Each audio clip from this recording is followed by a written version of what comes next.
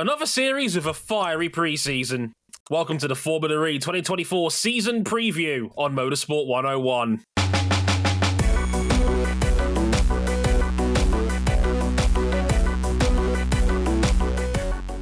We had to get that one in somewhere. Hey everybody, welcome to episode 493 of Motorsport 101. I'm your friendly neighborhood host, Dre Harrison. Glad you could join us for season preview season. If it sounds like we only just finished season review season, you'd be right to think this. Yes. We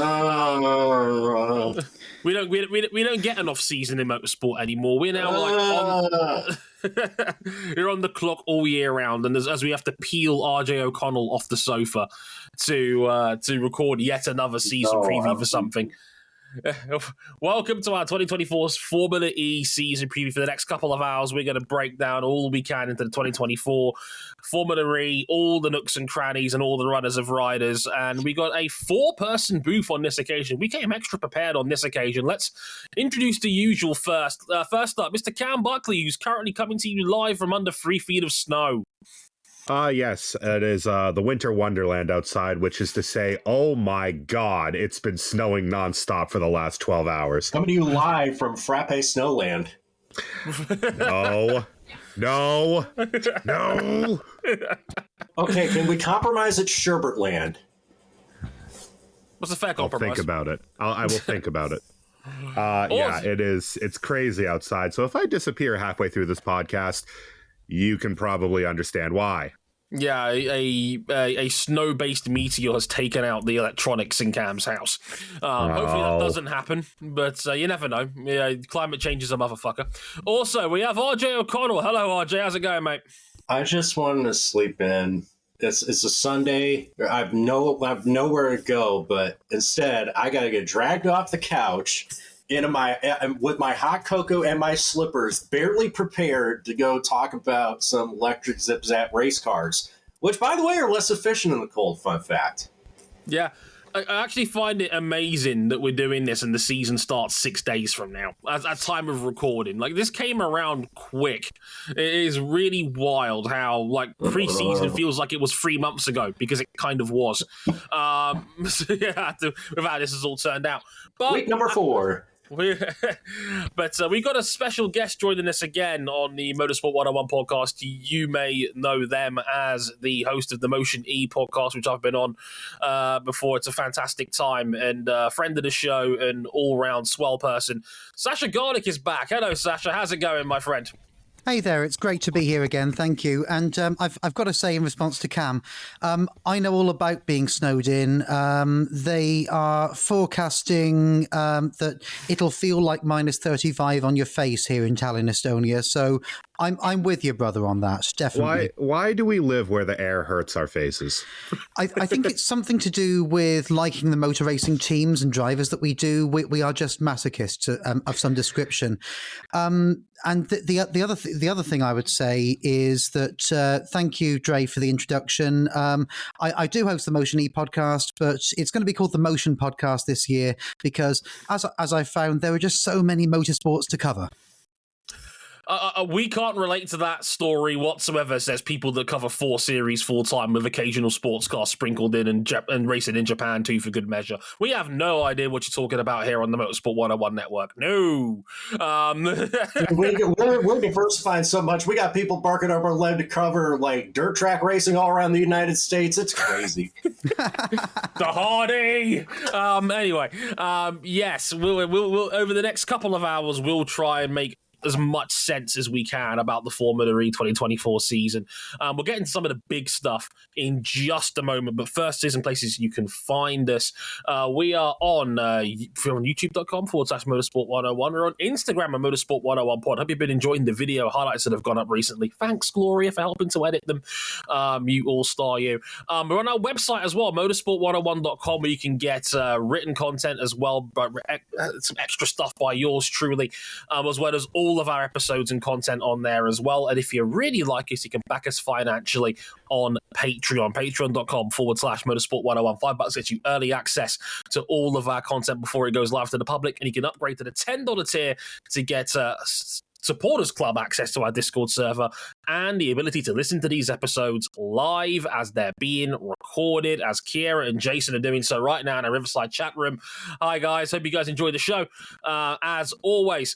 Also, Sash, tell the people where they can find you as well, because we always plug the guest on this show. It's guest policy. Well, thank you. I mean, obviously, X, formerly known as Twitter, has been a farrago for quite a while now. So I'm kind of shifting my social media presence around. But the best place to go by the time this podcast goes out, which is in a couple of days, I imagine. Yes. From the moment when we're recording, will be motionracing.media. That's all one word, motionracing.media, and I'll put all my links there. Yeah, give Sash a little bump from us. They do a fantastic job over there on their show. One of the wisest heads you can have in a series of chaos that is Formula E, and as we've often described on this show over the years. And 2024 looks no different. If you want to follow us on Elon Musk's failed investment, you can follow us all personally at Dre Harrison 101 for me, at cbuckley917, and at RJ O'Connell for RJ, and of course the pod itself is Motorsport101 as well. I've got to get that in there in the early parts. Right, without further ado, let's get into our 2024 Formula E season preview right after this. Oh no, we're gonna rock down to Electric Avenue, and then we'll take it higher. Oh, we're gonna rock down to Electric Avenue, and then we'll take it higher. Okay, everybody, let's cover some of the big news that that the series has had to share, talk about, explain, not explain between the end of last season, which is weird to say was 6 months ago, and now as we head into the season starting in just 6 days' time in Mexico City. There's a few big ones we want to cover. Well, first off, Dre, the season starts in 6 days, and I haven't heard about it at all.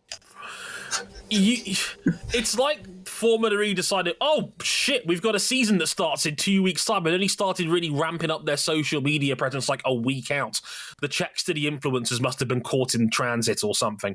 I have no idea what you're talking about, Dre. Like, don't worry, you will. But let's cover some of the big stuff. First one is, and you know, I'd argue this is probably the biggest likely on-track change we're going to see in 2024, and that is going to be the in-race fast charge pit stop. ... Sort of.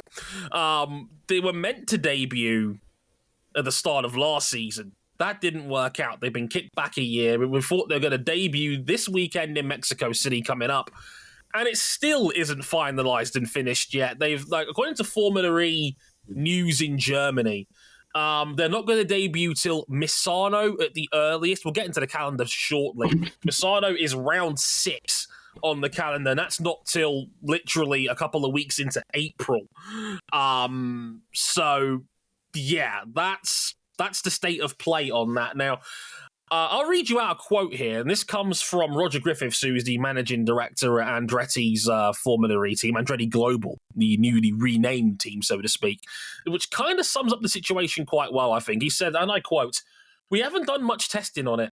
We simulated, I guess, the movements of doing the attack charge just to get an understanding of the strategic elements. I think what's probably not that well known is that there are many aspects to the attack charge which we have to tick the boxes on. There's the technology. Is it robust? Is it reliable? Is it going to function every single time? There's the sporting element, how the regulation's going to work. Is it going to work well on a long track? Is it going to work well on a short track? There's a lot to be done. I would have to say it's probably come a little later than we would have been super comfortable with." Optimism! That doesn't sound like it's glowing with confidence, does it? No. I really just don't want to. I don't want to talk about open wheel championships delaying groundbreaking technological advancements in the series for once in this podcast. Sasha, where do you come down on this? Because we're getting to that point where we're just like, okay, fast charging's coming. Whether you love it or you hate it, it's coming. But we're just kicking it down the can a little bit. So I think anyone long in the tooth enough to remember when Formula One brought in refueling stops again in 1994 will know that whenever a formula messes around with the pit stop system or brings in pit stops in this case, it is partly to spice up the racing on the track. And I think there is a hope that fast charging will bring in an extra variable that, as was the case with attack mode and fan boost before that, will spice up the racing. I think that the reason it's been delayed until Misano is partly because Misano is a permanent circuit, meaning that there's just a lot more infrastructure and real estate space to actually have the stops to iron out any errors, which there will be because it's the first time that they've used it in anger. The problem that we're going to have is that if there are a spate of technical failures as a result of fast charging, which probably won't be due to the standard FIA mandated rig, they'll probably be instead because teams don't know how to use it properly, or in the case of maybe a couple of technical cheaters decide to use it in a slightly different way, shall we say. So what we're going to end up with is a situation where everyone is on their tippy toes trying to make sure that nothing goes wrong with it, because I know that if Formula E has a technical omnishambles, that's the only thing that anyone in 90% of the mainstream media hears about Formula E for a year. So it's kind of, if you've got 30 seconds on a news broadcast to explain what you are, you don't want those 30 seconds to be about the technical failure. Valencia PTSD moment. The Cape Town PTSD moment from last season where all of a sudden Mahindra was like, we need to take our shit and go home. The suspension don't work. Some folks were born made to wear the flag. Ooh, that red, white, and blue. Blaring in the background as I just stare into the abyss. Yeah, I mean, it's just like any other regulation change in motorsport. Teams are going to try and game it as best they can to gain an advantage. And though a lot of this is standardized because pumping that much electricity into a vessel is going to be inherently dangerous no matter how you slice it. Yeah, I expect a team or two to try and get an advantage and have it literally and figuratively blow up in their face. The other thing I'd mention is that you've got a couple of kind of obscure rules that the FIA's already brought in around attack charge, which is what they're calling it. One of them is you've got to do it before you engage attack mode. And if you remember from Mace's last season, they were actually engaging attack mode fairly early in the race to get it out of the way. So I think the aim is to impair drivers who are using attack mode early. Also, no double stacks, but both of these seem kind of like silly sort of nanny state type rules to over-regulate the racing. I think that the fewer rules you have regarding when and how you take these fast charging stops, the more excitement there could be on who's going to do what. And I was going to add on top of that to your point, Sasha, I was going to say, this series has built on a principle of saving energy and being as conservative as possible to try and maximize your speed, especially late on in races.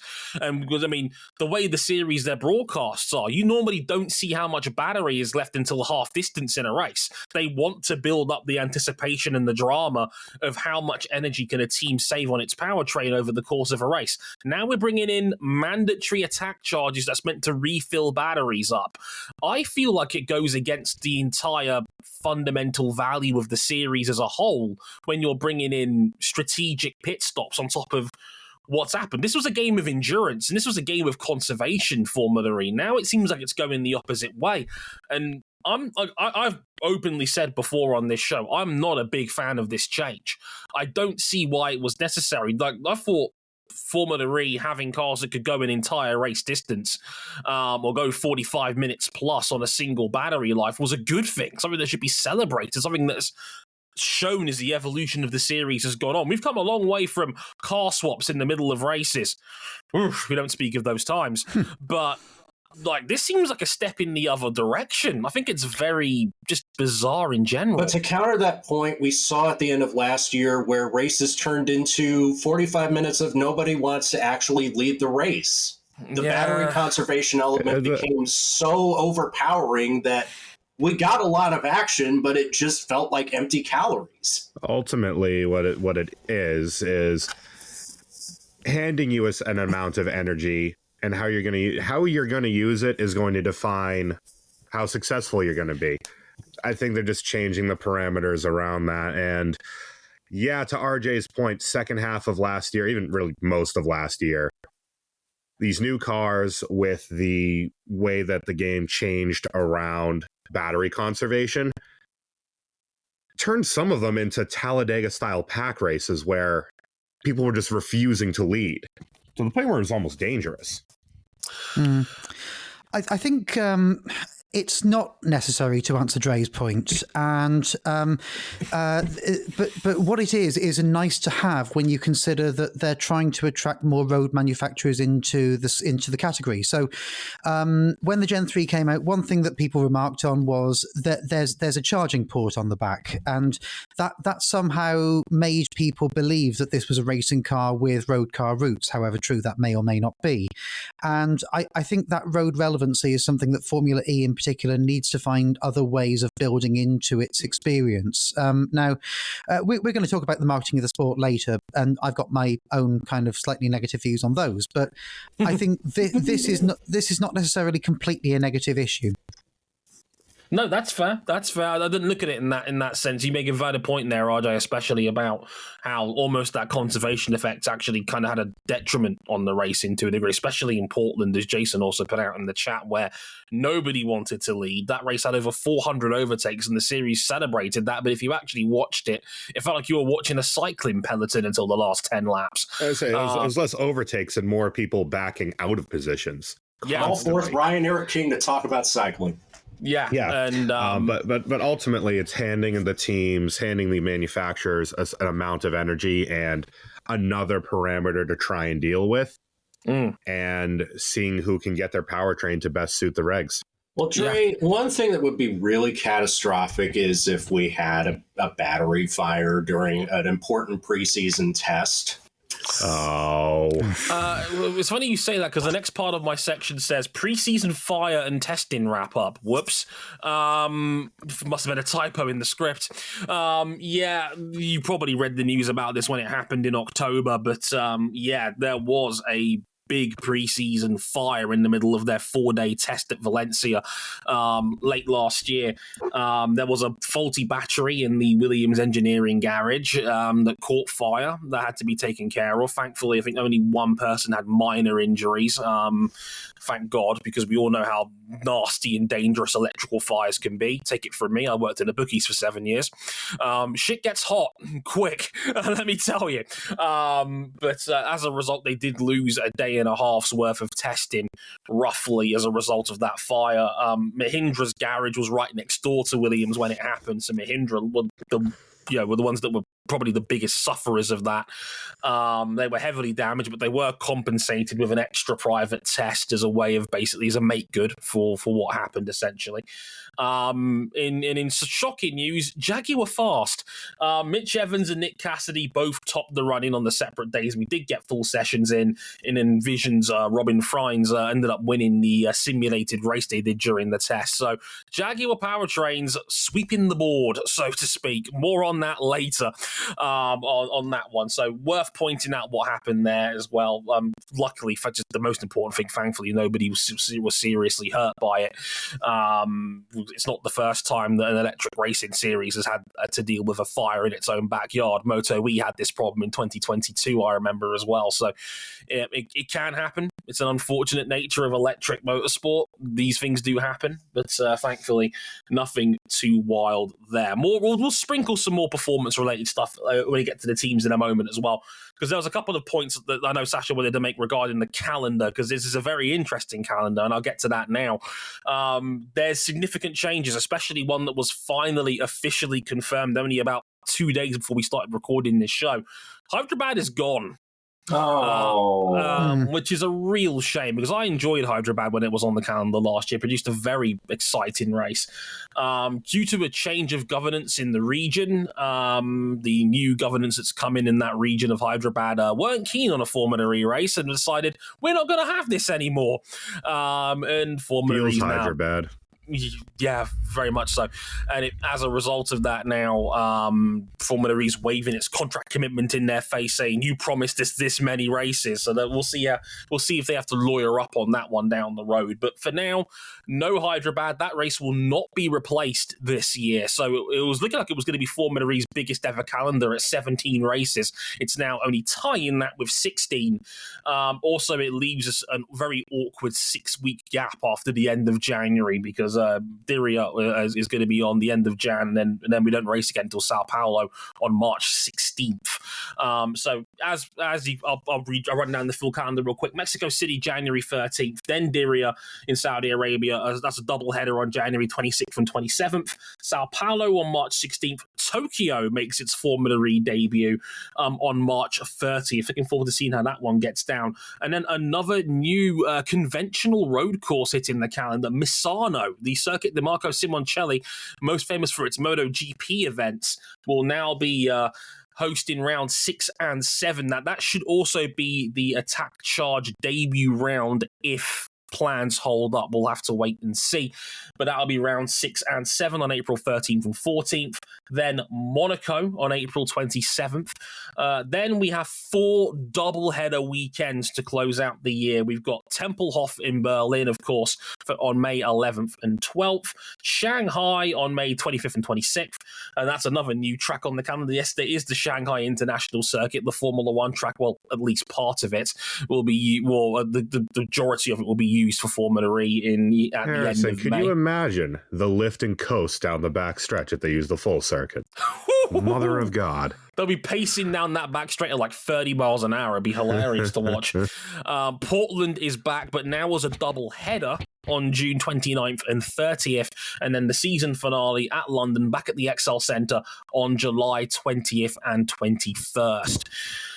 So 16 rounds, and I know Sasha wanted to make this point as well, because I've been talking about this constantly on the show, because especially when we had places like Jakarta last year. The culture war, proper tracks versus street circuits, because we've now got 2 more, full-blown, established world championship level road courses joining the calendar in Misano and Shanghai. Yes, Tokyo will be a more Formula E typical street circuit, but we've now got Shanghai and Misano on the calendar. It looks to me more than ever as if the series is leaning towards conventional racetracks now, as opposed to the series mantra when it first started of bringing racing to the streets. How do we all feel about that? Yeah, I think there's a few things going on here. It is a culture war, but it's also one of the things going on here is I think Alejandro Agag, the founder of Formula E, continues to be an ideas man. He's the big picture vision maker. So his idea was we go to where the most people are. We go to city street circuits and we bring them racing, so they don't have to go out there in their SUVs to a muddy car park and pollute the world more. The problem with that is that it doesn't work when the cars get faster. One of the reasons why we're moving from Rome last season to Misano this season is because if you remember from the Rome E-Prix last season, somebody could have died. There were a few serious accidents where cars were just literally driving into other cars that had spun, as we saw with Bird and Mortara, for example. And it was a horrible crash there last year.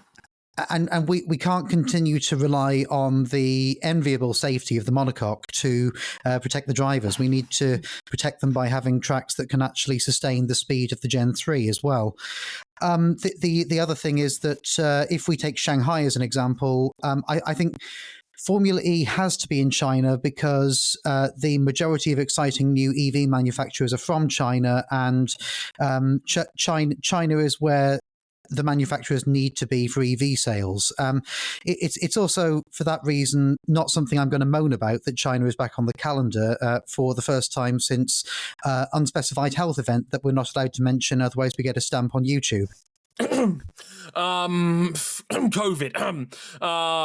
Yeah. Something about a Mexican beer. I don't know.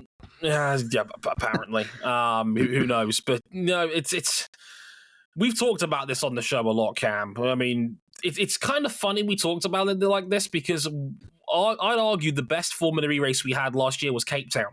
and that was a new track, new street circuit, but it was fast enough to compensate for how fast the Gen 3 cars. Yeah, it had its drama, and that was mostly down to second rate marshals. Let's be frank. But I mean, it went to show you they could still get it right. Yeah, because I think with that, that's not your traditional FE street circuit where it's, ultra tight quarters.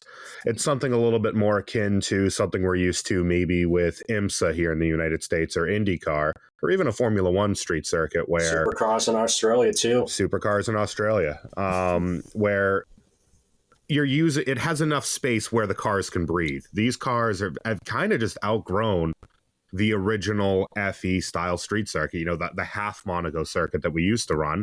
Now we have the proper Monaco circuit, and it typically produces good racing. The bigger issue I think you run into is that you have to race where the fish are biting, where the tracks that are giving the tracks that are willing to give them a contract for a race are permanent circuits or new street circuits, because if you're having to pitch an FE race to a place like Long Beach or St. Petersburg, they've already got their established events.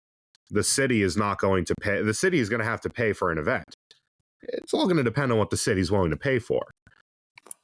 And I think it's more likely that, like, for instance, in the United States, if we were to move away from Portland, I think it's more likely you get an FE race at Las Vegas than it is at Long Beach again. Absolutely. And Long Beach would be the full Long Beach would be a fine for circuit for these Formula E cars as they are now. Yeah, I just don't think that a place like Long Beach would put up the money for it. Yeah. Yeah, I mean, there's a number of like old school IndyCar circuits I'd love to see host a Formula E race, like Belle Isle, for example. That would be great as well. But Vancouver, I think would have been good had it happened. But the point I wanted to make about Portland was, I said, well, wow, what a boring racetrack to go to in terms of appearance. It's got some decent kind of corners and overtaking points and stuff, but fundamentally, there's nothing exciting for the camera to pick up. There's no kind of landmarks there, but the local fans really took to it. Apparently, the grandstands were packed with people who were genuinely excited about seeing electric cars and, seeing racing. And that's not something that we've seen at all of the city street circuits. I feel like maybe, to use one of my crap analogies here, apologies for this in advance. It's a bit like my social life, okay? Because a few years ago, I was trying desperately to meet up with the coolest people and go out and make my ego feel good by saying, "Hey, I'm out with these people. I'm their friend. It's amazing."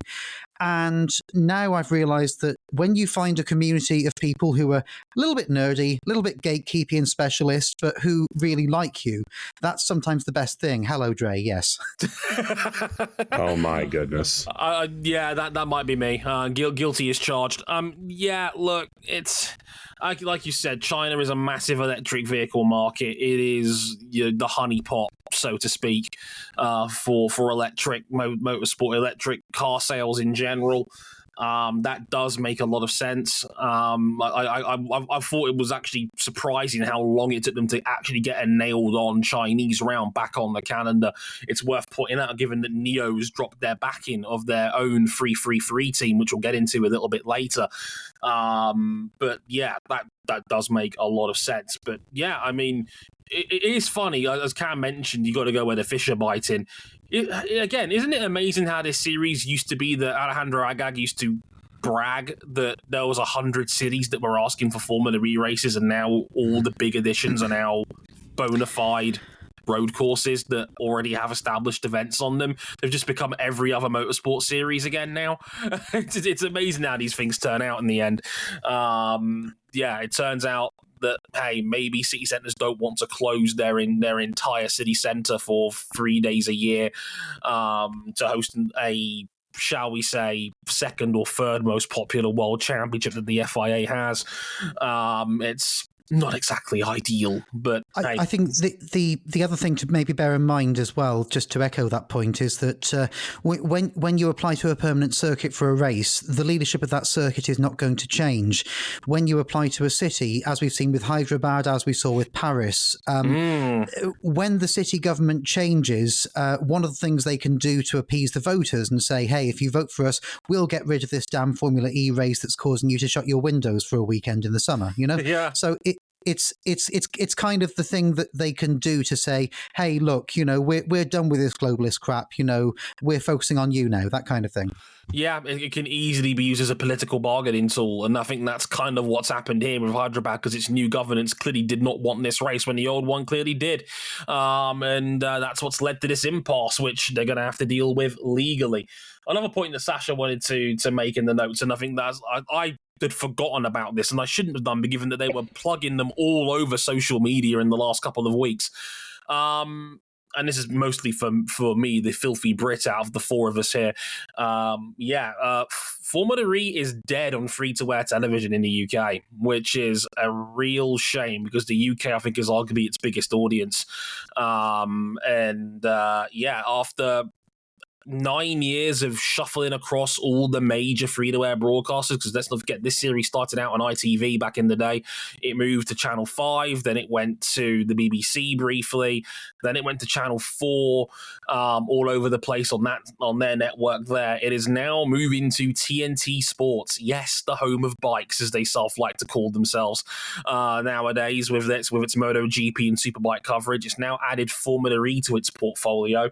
And get your jokes in now, because Jermaine Genius is the former Tottenham footballer, is going to be anchoring their coverage this year, which I rolled my eyes when I saw that news. I'm not going to lie. I'm like, oh, it's Jermaine Genius. Oh, it's Whisper Films producing the in-house stuff again. So that's Jake Humphreys' production company. Sascha quite rightly puts him in our notes, Mr. High Performance, which I do. Noted podcaster Jake Humphreys. Oh dear. So yeah, he's clearly had some friends in the right place, because don't forget, Jake Humphrey was as it was known back then, BT Sport football anchor for a good 10 years. He's clearly got some mates in that department still. He's like, hey, why don't you bring in this Formula E series and we can keep my fingers in the pot, because our production company can make the in-house stuff. Which, look, you guys don't need to comment on this one. This is a more like a me problem. I know for a fact they've signed 4 free-to-air deals in other countries like Spain, Italy, and Germany, which they've not promoted, which I think is just baffling, given that, like, where do you think your audience is going to come from here? But they've made a big deal of promoting the new panel. Was David Coulthard joining the broadcasts as well, which, well, of course, he's his production company, no shit. And I know for a fact they paid a bunch of influencers to help promote that new cast all over social media. So I'm not going to sit here and pretend it's a good thing. For those who don't know, in the UK, and maybe you're new to the show, because I've talked about this a lot with MotoGP's coverage in the UK, it's behind a paywall. It's £30 a month in the UK for TNT Sports on Discovery Plus's streaming platform. You're going to have a crater of audience in the UK. You're going to lose like about your like free to air motorsport market is just like BTCC and its supporting series and the odd F1 highlights and maybe the British Grand Prix in its entirety. We get the British Grand Prix. Yeah. We get the British Grand Prix live because that's a Tier A listed sport event, which means by UK law it has to be on a free-to-air platform somewhere. But only a handful of events are in that category in the UK. So it's like the Wimbledon finals, the FA Cup final, and then like the British Grand Prix. It's obviously any like world and European football, men's or women's, like championship wise, like if it's a Euros or a World Cup football wise, we have to Darts Championship snubbed SMH. Congratulations, Luke Humphreys. Yeah, it's well done, Luke Humphreys. You know, if that law wasn't in place, that they would be pillaging it for every cent. Absolutely. And £30 a month is ludicrous for what TNT Sport gives you. It gives you a little bit of football. It gives you some of the American sports. MotoGP alone is not worth 30 quid a month. And I've said it before. when MotoGP was on BBC Two, free to wear on a Sunday afternoon, it was getting about 1 million viewers a race. That was solid for a Sunday afternoon slot on the BBC. When it went to TNT, it's now down to about 150,000. Like, there was almost as many people watching the British Grand Prix on TV for MotoGP earlier like late last year, compared to people that were actually at the Grand Prix watching it live in attendance. And that was like 60,000. I think about 100,000 watched the British Grand Prix live on TNT this past year. You are not going to gain new fans by putting yourself behind a £30 a month paywall. This is a catastrophic move from Formula E, because where are you going to get new fans from by having your product behind a massive paywall? I say it's a niche. It's a niche of a niche of a niche motorsport, and now you are putting up a barrier for new people who might get into that niche to try and watch it for the short-term gain of getting a couple bucks on the subscription. I almost feel like Formula E feels like, right, we've got the few thousand or so diehard enthusiastic fans. They're already in our pocket, know with us no matter what. Why should we attract more people? Well, it's not a great way to grow the series now, is it? No. Yeah. And I think it speaks to a culture change from the original idea of Formula E again. So Formula E rose to prominence when it was free to air on YouTube in the majority of territories. And so you know exactly where to find it. Formula E didn't care so much about making broadcasting deals or making money because, well, frankly, in those days, it was about to go bankrupt anyway. So it was just looking for viewers and fans from anywhere. I think once they did start getting the manufacturers in, once they started making pay dirt a little bit more, they maybe got a bit more arrogant. They brought in people who had organised major broadcast and sponsorship deals for people like Manchester United in the case of Jamie Rigel, and now in the case of the new CEO, Jeff Dodds. He's the former CEO of Virgin Media. So, of course, he believes in satellite TV. He believes in, old school cable deals, basic cable. And the trouble with all of this thinking is that it's outdated. The modern sports fan is already shelling out huge amounts of cash for the Premier League and for Formula One through F1 TV.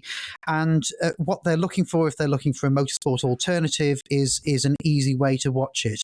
I have a friend in Australia who told me, and I've got no idea what the broadcast deal is there this year, told me last season, sometimes the channel that had the rights to Formula E just chose not to show it. The Formula E coverage on Channel 4 YouTube was pathetic last season. I can see why they've moved on from it, but unfortunately we've moved on from a bad situation to a worse one, just because of the arrogance of some people who think that they know best when actually they haven't consulted widely enough. I also maybe wonder sometimes if maybe this is now being viewed by the FIA as like the Apple Vision Pro of motorsports, in that it's kind of a lost leader. It's a nice to have. It's something that shows the future of motorsport, but they're not actively pushing it. They're not promoting it. I don't know. I'm assuming that's a bug. Maybe it's a feature. I hope that there are not elements trying to run this particular motorsport category down, but. It just feels like the independent journalists and writers and content makers who do so much to actually push it are not being given any help. In many cases last season, like I was denied a press pass for London. I know several other people were as well. And when you then see TikTokers from like F1 TikTok going there, and even people who don't follow motorsport usually, you kind of wonder why you're doing this sometimes. I've not said this publicly, but I will say this now. Let's just say my previous job had no problem negotiating contracts to send influencers to races. And I know for a fact certain people on a certain talent roster that I was on last year were getting paid 5 figures for one weekend's work at certain Formula E venues last year. It is obscene the amount of money they are throwing at influencers to get people behind this series. And damn, I wish that was me. Yeah, I sat during one of those meetings in that company and balked when I found out that they were bragging about the fact that one of their content creators had been paid 5 figures for one weekend's work in Berlin, and my eyes almost rolled into the back of my skull. Now, look, I'm a journalist first. I'm not a content creator. My bread and butter is writing and podcasting. I'm never going to be the sort of person that's going to influence anybody besides buying sports jerseys. But what I will say is that I could get into a greater dialogue about the battle of conventional media versus the content creator, because those lines are getting very blurry in 2024. But what I will say is that people that are smart will be able to see right through what the series is doing, because it is pouring 6-7 figures into some of these content creators, and it's smoke and mirrors. Let's put it this way. Last year, to start last season, I saw the famous content creator and sometimes TV guy chunks of the beta squad being put in a go-kart to go around the track as part of Formula E's content creation plan. Nothing to do with electric motorsport. Nothing to do with someone that actually cares about your product and series. Just sticking a famous face in a go-kart. If this is how you think you're going to promote yourself in 2024, people will see right through that very, very quickly. And I promise you, it will not be a good look for the series. They can do better. They don't just scroll past it already. Like, right. It's just like, there's almost an air of apathy. Like, whatever we think about IndyCar series marketing team, it looks like the NBA compared to what Formula E is. They have a marketing team? That's news to me. The other thing is, like, sometimes the marketing ideas that they have been had, 10, 20 years ago. So, for example, London last season, they got Trent Alexander-Arnold to cross a football onto the nose of, I think, Nick Cassidy's Envision, so he could score. Football with cars was done by Top Gear in 2005. What are we doing here? Yeah, it's just, we have a big name, let's do some relevant crossover content and the viewers will come flocking in. It just reeks to me of throwing any idea, established or not, at the wall and seeing what sticks. It's this desperation. While at the same time making your product harder to access for the average person. Because to your they've point, got their wires crossed, yeah. Yeah, and to your point, Sascha, I mean, FE coverage just basically doesn't exist here. It's on tape delay on an obscure channel. Yeah. Hey, if you have Paramount Plus, you could probably get it live. Yeah.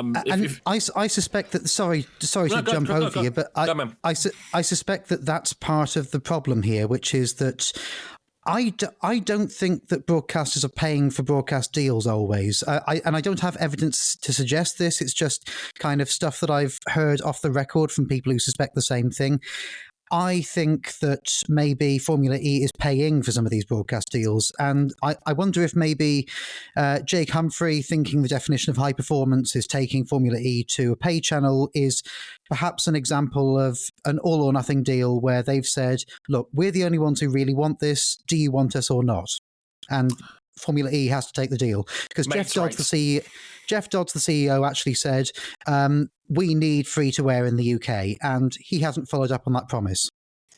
It's a shame. And Kiera in our chat quite rightly sums it up as well, saying the best motorsport influencer stuff has been influencers like Madeline White, who was an F1 fan before she started getting offers to go to races. People who were never interested in a series before aren't going to encourage people. And like I said, I saw right through it when I was a part of WTF1, and I wasn't getting invited to the big stuff because I didn't have enough of a social media profile to make it worth their while. So I was able to look at it from the outside looking in, and I was like, the amount you're throwing at these people, there is no way on God's green earth you're getting a return on that investment. Not in a million years. But hey, if you want to make it, if you think it will make your series look good in doing so, knock yourself out. But I guarantee you, anyone with 2 brain cells they can rub together will see right through it. It's fake as shit. And I don't believe in that personally. And yeah, we'll have to wait and see how that rolls out for the series. But having it behind a £30 a month paywall helps no one. I can promise you that. Right, let's get into some of the runners and riders of the 2024 season. 11 teams as ever. We got, as we normally traditionally do on a Formula Series having 11 two-car teams. That's crazy. It would never happen in Formula One. Yeah, Michael Andretti is pumping his fist. He's like, "This is the 11 car championship series I wanted to be in." Right? No. Anyway, what we normally do on the show is we go in reverse championship order from last year. So with that in mind, Abt Cupra comes up first on our list. 2023, they were 11th, 21 points scored. Their best finish was 6th place in Rome on the Mahindra powertrain as their customer team. To borrow a line from Randy Orton's recent return to the WWE, Daddy's back because Lucas Di Grassi has come home to the Abt Cupra team. He's back there alongside Nicholas Muller to form their team on that one. I love the Sasha's question that he put in our notes here. I think it's one that is quite prevalent, and I'll put it to him first. Is Di Grassi a backroom signing brought in for experience rather than speed? Because I'm curious, just how good is Lucas Di Grassi still in 2024? The titans of Gen 1 were Di Grassi and Sebastian Buemi, and I think we can both see that their best year. We can see that with both of them, their best years in single-seater motorsport are probably in open-wheel motorsport rather are behind them. With Di Grassi, he was at Mahindra last season. He signed there on the promise that he would have a multi-year deal involving assisting with the management of the team. Then the person who signed that deal with him, Dilbag Gill, was sacked. So he ended up with none of those promises actually made. I think that's the reason why he's moved, apart from the fact Mahindra were a bin fire last season in other ways. He's moving back to base camp now. He's been involved with Abt before. He knows the people there. He knows the factory. He knows the team, and I think he'll get on like a house on fire with them. With house on fire being a good thing in this case. I also think that eventually he's looking at a management role either within the team or within the FIA possibly. So I think this will give him a good chance to expand his side interests and continue being a kind of motorsporting Gerard Piqué without the jam jar. I mean, Lucas Di Grassi is dyed in the wool Formula E. He is its strongest soldier. He always has been. Like, it would have to take like something catastrophic, like, I don't know, he thinks the new CEO is too woke these days for him to distance himself from Formula E these days. Because I think he's gonna retire a Formula E driver. He's got the resume of an all-time legend, but he is now in the sunset of his career. He turns 40 at the end of this year after the season concludes, which is really crazy. Makes me feel very old. The past time is bullshit. Nico Muller. Have we seen the best of him already? Might have done. He was fine at the Abt Cupra team last year, but I don't think he did anything. Is it sad to say that his biggest highlight was that massive crash he had at Portland, despite the fact that he was obviously we think of the Berlin wet front row lockout, which was obviously amazing to watch in real time as it happened, but there wasn't a huge amount to take away. Now, how much of that is on Nico and how much of that is on the team is kind of hard to gauge for me. I think the thing we need to remember with Nico Muller is he was best of the rest in DTM when René Rast was running away with it for all those seasons. And so there is a racing brain in there. I'm not saying he's ever going to be GOAT tier or anything, but I think we think of it as fans. We want the most exciting drivers in there, and we want the people that we're fans of to come into Formula E. I think a Formula E team owner makes that sort of Gunther Steiner calculation of who's going to save me the most repair bills this season and who's going to be reasonably consistent in qualifying and race, without setting the world on fire necessarily, because and also Nico Muller's probably a bit cheaper than those exciting drivers that we can all name. Yeah, And he did finish last year with points finishes in 3 out of the last 4 races. Maybe, again, part of that was the London rain kicking in because it was wet as a mofo in London towards it was a classic London summer where it pissed relentlessly. So that was fun. Second half last year, honestly, you can't complain a whole lot when you consider that this was one of 2 teams that had to withdraw due to their car being fundamentally unsafe for a round. Generally, I think for Abt and their powertrain supplier, I think that they can only go up. Because if there's a floor below last season, then I don't want to know it. Oh, I was going to say, you got to remember, last year, Robin Frins walked into that team. One of the real shocks of the 2022 silly season was Robin leaving Envision to go to go over there in the first place. Remember that, it becomes important later. And saying we'll do well to just finish races at this new Cupra team. And they ended up with 21 points. It ended up not being terrible. Yes, they were still the worst team, but I think they kind of walked into that expecting to be lost. But they were competitive. And that is already something to take away from last season. So, especially from Jakarta onwards. Yeah, Jakarta onwards, they were solid midfielders, and that's about as much as you could reasonably ask out of a team. They exceeded expectations for me. So that's okay. They were still last, but they were not sad when they were lost. Let's put it to you that way. They didn't. We always say the other thing is the other thing was as well that we. That didn't help them out is the fact that Robin got hurt in the first round on the first lap. Had a bone sticking out of his wrist. Was a horror crash. For what, four rounds last year? Yeah.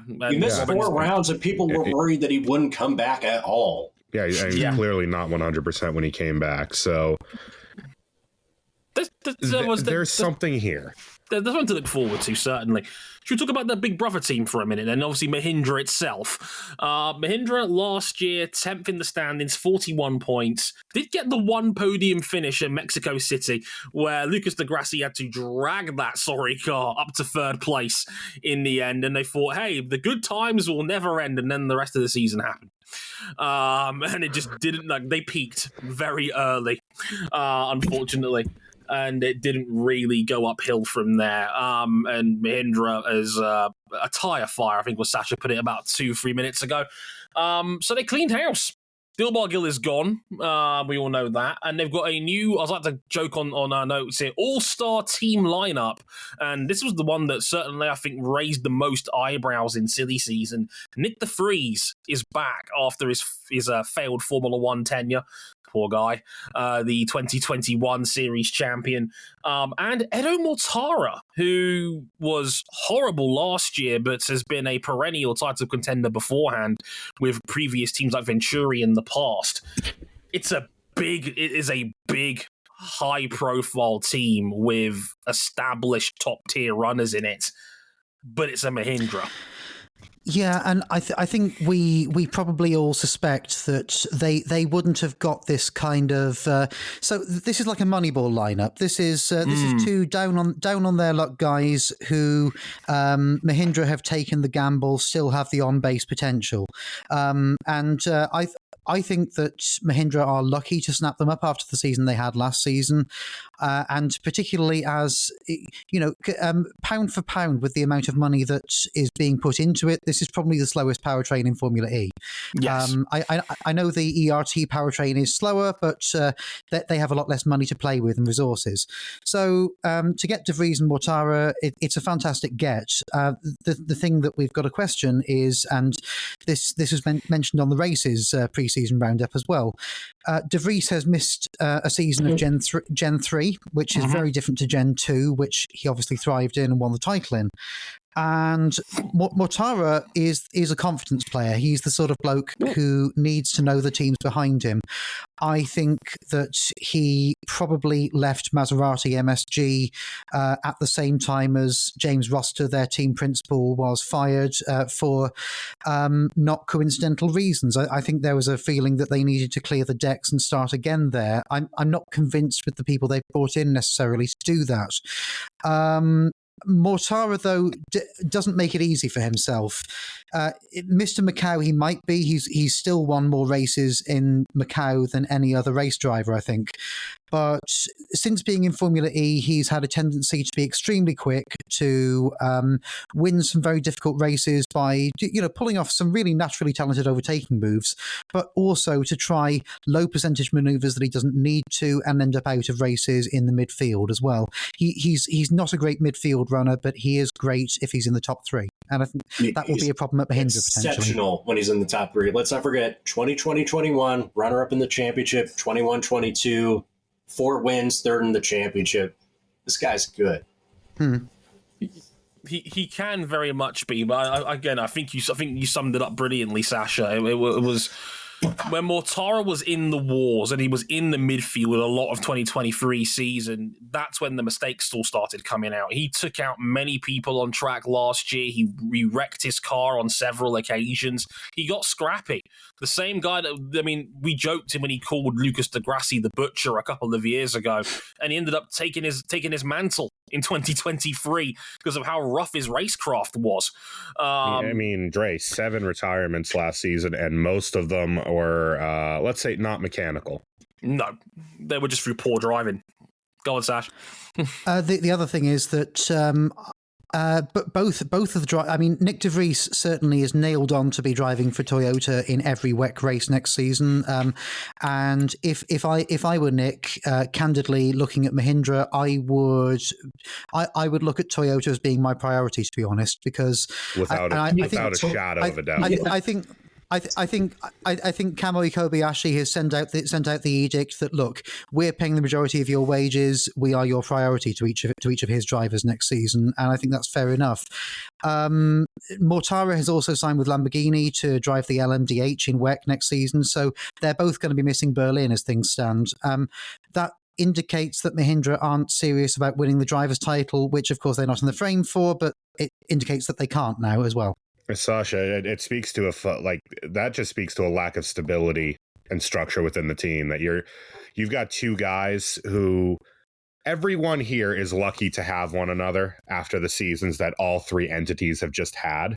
But it also doesn't feel like there's a whole lot of commitment here when you've got 2 other guys contracted to manufacturer teams in another series that, frankly, in both cases, have a higher priority on the motorsport list. The side chick of the Formula E championship. Pretty much. Yeah. Although Envision, which we'll talk about later, has the same crisis coming up. They do. We do. We'll get into that later on in a minute. But I see what Sasha's saying. To me, Mahindra feels like a high upside team. I'm not sure where the floor is with them, but there is a lot of potential if everything goes to plan. Jason makes a great point in our chat as well. De Vries was slowest in pre-season testing. He was the guy who needed more seat time than anybody else to get used to Gen 3, and through no fault of his own, he lost that due to the fire, which did not help either. So Mahindra's on the back foot going into the season in the first place, and they were already rough on him. He's got that Ivy League education now. That 1 semester at Harvard is going to do him wonders. 1 semester at Harvard getting clapped. Is that their idea of a Ricky Hazing period, going to join Mahindra's Formula E team then? Speaking of hazing, I've put a line through the artists formerly known as the Neo 333 Racing team, who have another new identity in Formula E this year. Because they are now the ERT Formula E team, a new name, same team. They were 9th last season. They beat Mahindra by a single point in the end. They had 42. Their best finish was Daniel Tictum's 5th in India. They were running their own powertrain with ERT. It's an unchanged lineup. The Daniel Ricciardo Verstappen-esque number 3 of Sergio Sette Camara and the 33 of Dan Tictum. Look, I don't know how I feel about Dan Tictum at this point, because he is a wind-up merchant. He will say and do dumb shit. But he did have a handful of genuinely really good results for this team last year. Like, the talent is not the problem with Tictum. The speed remains not the problem years down the line. The problem is, well, sometimes his head falls off. Ask Ricky Collard. Yeah. Yeah. And so Dan Tictum, a bit like Formula E itself, will have one extremely costly incident every season that then gets added to his charge sheet of negative things that he's ever done in his life, and which will be the only thing people talk about. Last season, it was the one where Jake Dennis was impaired by him and called him that plonker after the race. I think that probably hurt Dan a lot more than any other driver saying that, because Jake was his one mate in the paddock when he first joined the sport, and he was the one who tried the hardest to integrate Dan into Formula E as a community. So I think it's been tough. I think it's been mostly self-inflicted by Tictum, but I generally stick to the positive side of, well, there have been enough times when he's eked more out of that ERT package or Neo 333 as was package. Net CV, China Racing. Yeah. Yeah. Whatever you want to call it. That next dev chassis than we thought was there. And, I think that a lot of people were surprised when Oliver Turvey was binned in order to get Sete Camara in alongside Tictum. They thought that possibly Tictum would be the one on his way out. But, Russell O'Hagan, the team principal, is an intelligent guy, and I think he's kept Tictum on because he knows that the ups are going to outweigh the downs. They're not going to get a better driver than him in that seat. And look, to Tictum's credit, he had 7 points finishes last year in a team that's normally been down the bottom for most of its existence in Formula E. We'll ignore that initial Nelson Piquet Jr. title, but most of the time they've been in FE, Most people already do. Oh, yeah, trust me. But most of their time in FE, they've been down the bottom of the standings. And yet, Tictum punched above its weight multiple times throughout 2023. So, look, they're not going to get a better driver than Dan Tictum in that seat. The upside in that man as a talent is clearly there. We're not necessarily fans of him as a person. We all know, the speed is there, most certainly. The speed's there for Sergio Sete Camara as well, who's another highly touted prospect at the junior Formula ranks who didn't quite make it to F1, but you always think the speed is there in Formula E. He got the team's best finish last year. So another potential diamond in the rough. I'm curious about this new investment. So what's different now that we didn't have last year? Any ideas, Sash? Because you know this a little bit more than I do. But is there anything here to make you go, oh, maybe this team could be a bit better than the sum of its parts? So my understanding was that after Neo ceased wanting to have a works team, it moved on out and became a sponsor. That was from I think the 2019-20 season onwards. That was the season when they had the barely painted car and the old Dragon powertrain. I think since then, Neo has, for potentially reasons above them, pressure above them from China, not wanted to commit to motorsport as much as it had been doing. And so Neo 333, the entity that was sponsored by them, was always looking for new investment. I think what they're hoping for is stability from ERT, but I think as with all of the teams at the back of the grid, they're going to be looking for any points that they can get to ensure that other sponsors come on board as well. Well, they got something. 42 is not bad for last season, and they were not bottom. They were still better than the Mahindras, which is a step in the right direction for this team, certainly. Is there any more in the tank? Because we're now getting into the bigger... There is that factor. Because you look next on the list, you've got a big hitter, and that's McLaren, and we'll get to them very, very shortly. But they've got the drivers. I think they've got a good technical team behind them. The talent in the seat, I don't think, is really the problem. The other concern that you might have going into this year is that they did score a big chunk of their points in the chaos of the early season. With a year on these cars, with now a more, teams now being established with them, they're probably going to have to scrap quite a lot harder if their powertrain isn't as good on merit. Yeah, we'll have to wait and see how that plays out in the grand season. So let's talk a bit about McLaren, shall we? Because there's a bit of a jump up in points here now and overall team quality. Because ERT, as we know them now, had 42 points last year. 8th place in the standings last year was McLaren with 88, more than twice the haul. They had one podium finish, and that was Saudi Arabia race 2 with I think it was Jake Hughes on the podium that day. I want to say, I'm just going to double check my notes in front of me. It was Rene Rast, actually. My apologies. Point is, they were 8th overall. They're on the Nissan powertrain, as we know, as their customer, the factory team we'll get to next on that list. Rene Rast is gone. He's gone back to the world of DTM and endurance racing, and they've brought in the people's champ, Manchester United sufferer, and our friend and yours, Sam Bird, alongside them. We all kind of knew this was coming when it was announced that Rene Rast, everyone was like, Sam Bird's going to McLaren, isn't he? And yep, turns out Sam Bird was indeed announced at McLaren. Now with the number 8 badge, your man thinks he's Bruno Fernandez, as Jason puts in our chat.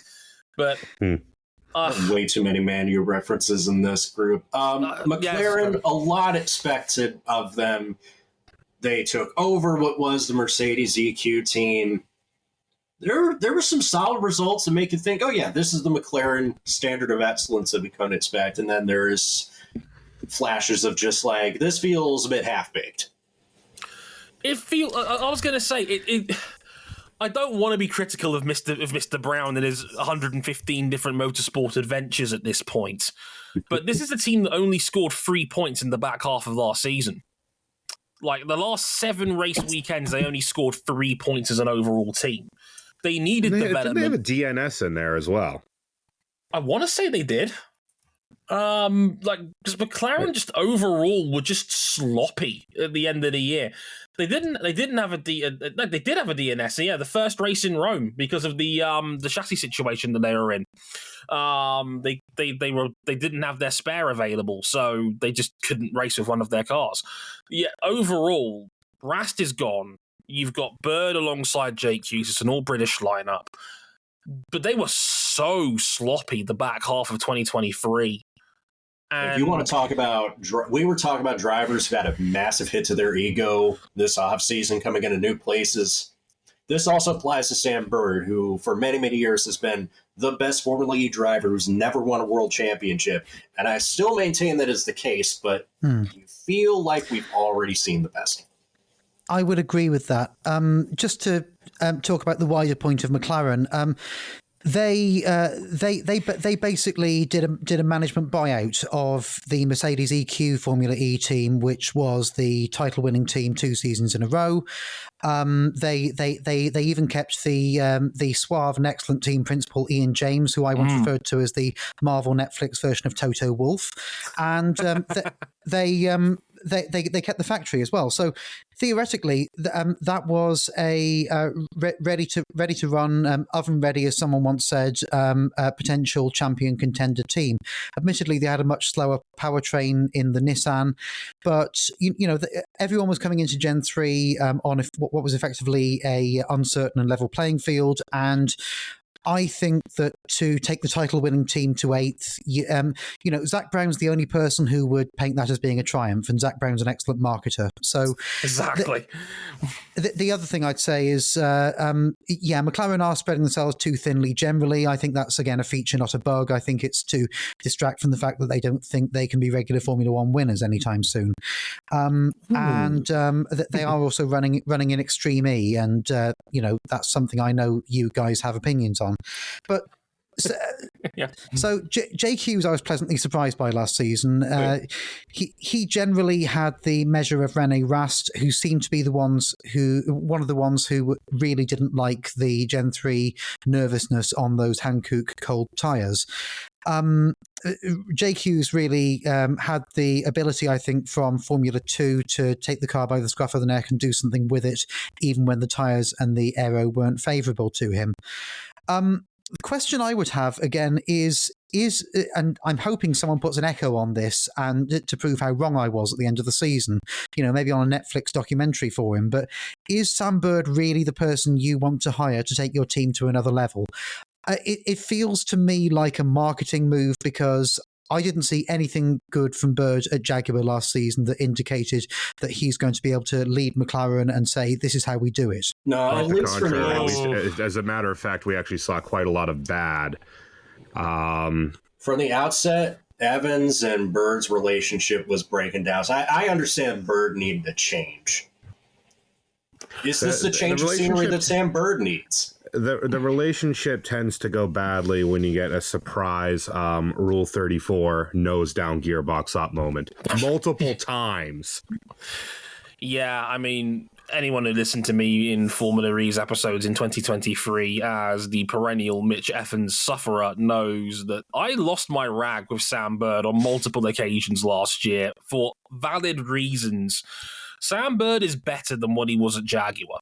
And look, it wasn't all bad. Bird had a few results in there that were genuinely outstanding.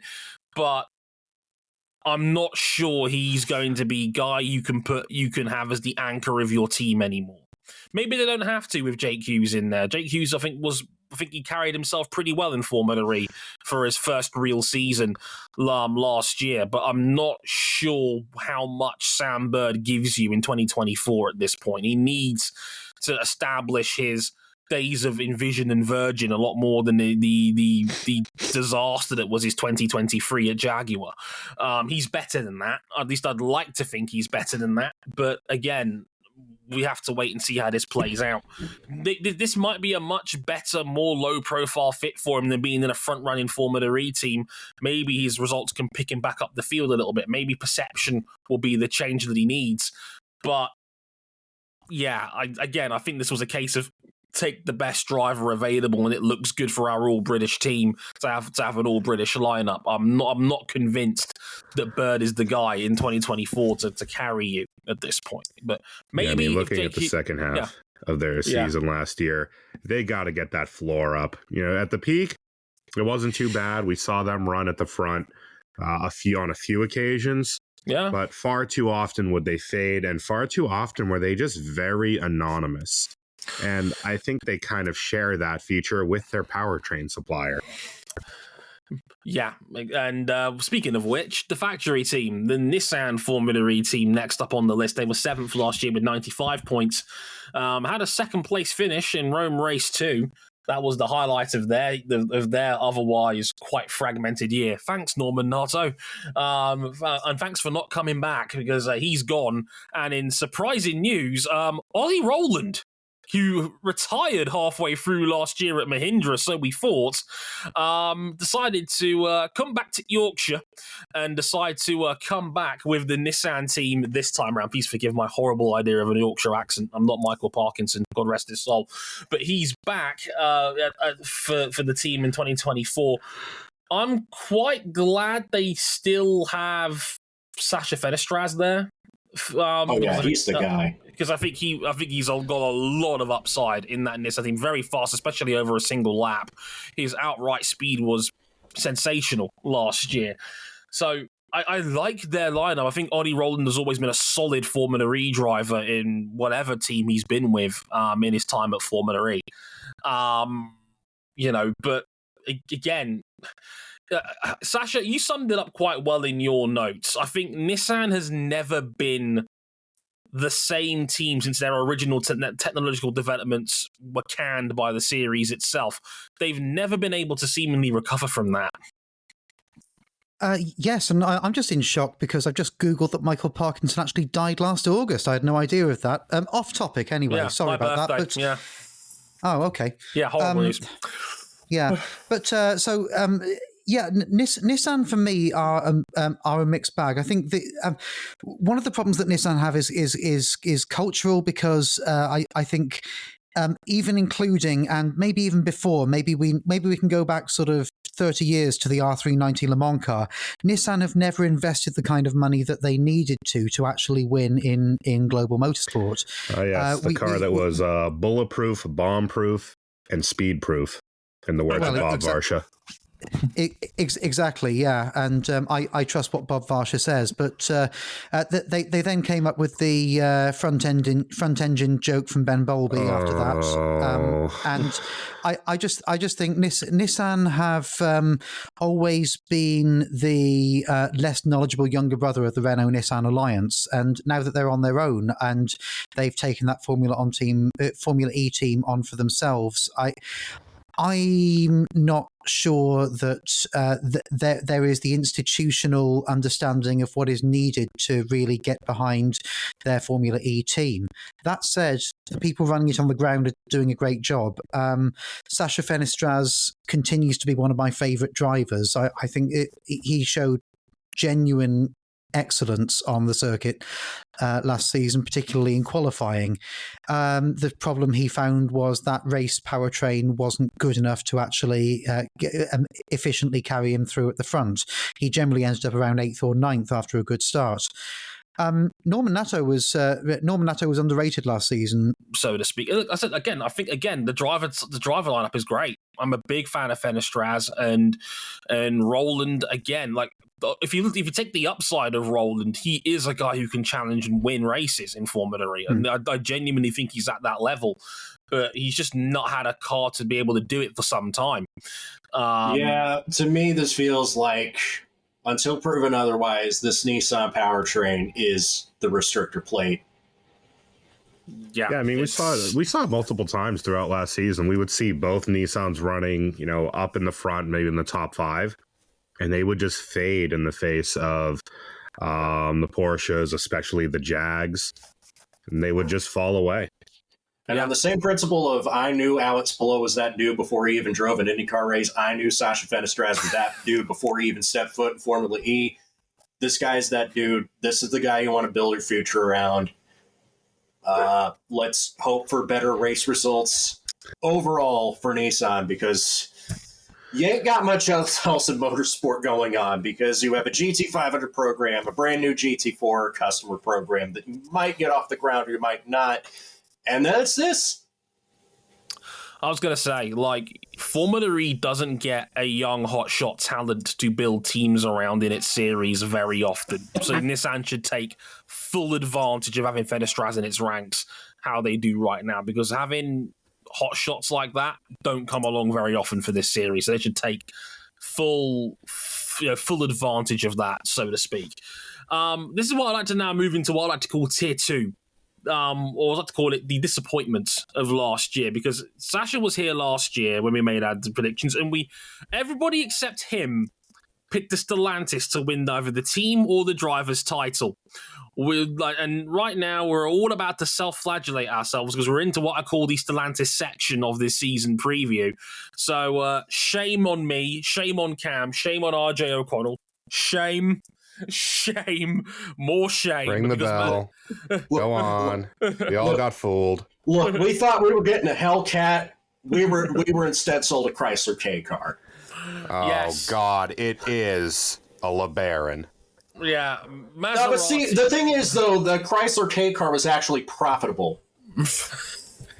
Yeah. There was no profit. But it was profitable. There was no suffering from success from the Stellantis group last year. There was simply suffering as the preseason promised went to, nothing. Not much. Maserati first. They were sixth last year. Another jump up in the points, 140 from them last year. They did get one win. That was Jakarta Race 2 with Maxi Gunfer, who was, let's remind everybody here, was Cam's pick for the title last season. On their Maserati powertrain. There's been some changes. James Rossiter, as mentioned, gone. Which was a genuine shock when I heard that announced. I was like, what? Like, Rossiter was universally, like, highly regarded in that Formula E paddock, well liked, was popular with fans for being the handsome beefcake who embraced the LGBT community as well. We love that for him by having the rainbow flag on the car. Legend.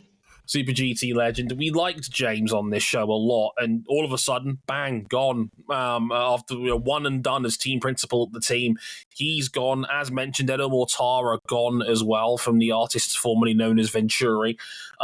In comes the series' only rookie in 2024, which is another one that caught me by surprise, as Jason points out. Johan de Ruvela, the Formula 2 veteran, will be alongside Maxi Gunfer for next year. I think it's fair to say this time, folks, that we're not going to buy into the fool's gold on year 2 of the Stellantis wagon, so to speak. How do we feel about Maserati now? Dude, it's crazy because I was actually looking, Dre, through the races season preview, and every one of their panel had Maserati's driver lineup 11th out of 11th. Did they really feel this down on Jahan Daruvala, who I think is the greatest single-seater prospect to ever come out of India? Yes, he became the Formula 2 gatekeeper. Yes, he was the fourth-year fun ruiner, but he's capable of winning races on his day. But is he here? Because this is an entirely different ball game. Yeah, that's the other thing, too, is like Formula E is notoriously very hard to learn. But I was going to say as well, they've got Maxi Gunther. They don't need the Ruvula to come out of the traps flying. Maxi Gunther's a great driver in this series, a proven race winner. Yeah, I know. I picked him for my title pick last year. Right. Look, I didn't think it was an unreasonable pick. I think Maxi Gunther's a very talented guy in this series and a very high upside guy. I get it. You don't need the Ruvula to come out of the traps flying. If Maxi Gunther can deliver straight away, he can be your anchor. That's fine. I say second half. I mean, other than London, second half he was very solid, 3 podiums and a win. But man, in the first half, struggle-licious. I mean, look, I think we were all disappointed by Maserati last season, and when you have a situation where drivers are getting involved in multiple unnecessary incidents and costing the team points, I know James Rossiter looked apoplectic towards the end of that string of DNFs, but. So sometimes the atmosphere within a team or something that's going on externally can mess with a driver's psyche. And obviously, Gunter and Mortara are both capable of causing their own trouble. But the fact that they were doing it with such regularity suggested that something was going on that was destabilizing the team generally last season. James Roster's gone. I feel very bad for him because I think he did the best with what was effectively a startup organization. But I genuinely thought that when you had the Venturi team that had gone over and above expectations to be in the hunt for a couple of titles, and you put that on top of investment from an OEM and a powertrain that was being developed by effectively DS and by DS Penske, I thought that was a package that was going to be kind of genuine gold. It turned out not to be. Daruvala, I've not been a big Formula 2 watcher. People who do watch it have told me that he's well deserving of that seat, and I gather from the race what the reason why they were putting the Maserati lineup in 11th was because they felt Daruvala would really struggle being the only Gen 3 debutant, except for De Vries, obviously. The thing is, if we don't support drivers coming into the series, then we can't complain when you get an F1 logjam situation and there's nothing new to look at. So I think we do almost need to give the chance to new drivers, because otherwise, how is there ever going to be a talent ladder? Absolutely. One, you want to have a talent ladder there, and two, like I said, you don't get high-profile F2 guys or other guys that were, borderline F1 prospects coming to a series like this very often. In an alternate universe, you could have had Alex Albon in this series for 3 or 4 years by now. Yeah, let's not forget as well, Nick De Vries was also the guy who was just like, I've won the Formula 2 championship, nothing competitive for me in Formula 1's coming up. I'm going to try my hand in Formula E. Why not? And that's the sort of driver that the series should be gunning to try and get. So yeah, I'm all for that, essentially. So yeah, I think it was harsh for the race to have Maserati as the 11th best driver in the lineup, because I think Maxi Gunther is an ace, and I don't think there's very many of them in Formula E. And Daruvala doesn't have to be great straight away, and that's a big plus. There's a lot of kinks to iron out in that team, though, because we know they are capable of better than this, and we know as their previous outfits, they are a very strong team on paper. But we're not going to buy into that paper argument anymore after what happened in 2023. They now have to start proving it. So hopefully that can continue. And I think it's a similar story across the garage for DS Penske, who are next on my list here. They were fifth last year, 163 points. They did win the one race in India with Jev over there on the Maserati powertrain, of course, or maybe a Bugatti, etc. As I joked in my notes. This they just cut was this part of the podcast out. This was the problem. This was the super team on paper. DS Penske, Stellantis powertrain looked great in testing.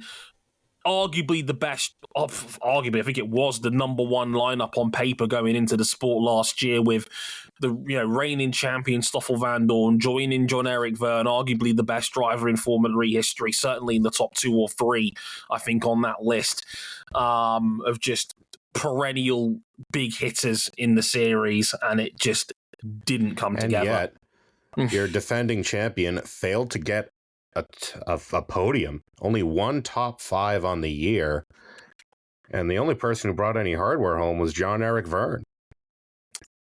This was not the plan.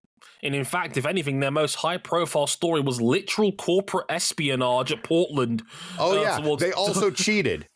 Brazen, dyed-in-the-wool cheating.